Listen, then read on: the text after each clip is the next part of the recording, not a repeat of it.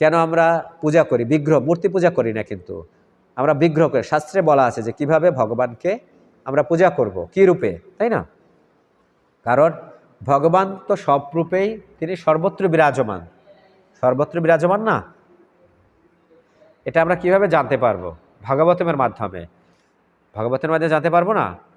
কারণ প্রহ্লাদ মহারাজকে কি বলছিলেন হিরণ্যকশিপু, তোর ভগবান কোথায় আছে বল দেখি, এই খাম্বের মধ্যে আছে? অবশ্যই আছে। তখন কি করলো?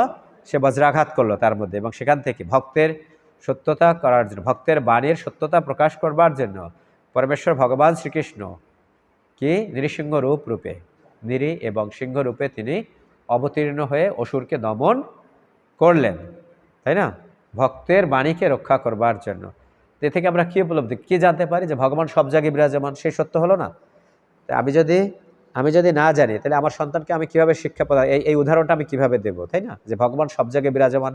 তাহলে আমরা যে বিগ্রহ তৈরি করে, আমরা যে মূর্তি তৈরি করে ভগবানের পূজা করে, তার মধ্যে প্রাণ প্রতিষ্ঠা করা হয়, সেটাতে আমাদের বৈদিক শাস্ত্রতে বলা আছে কিভাবে তার মধ্যে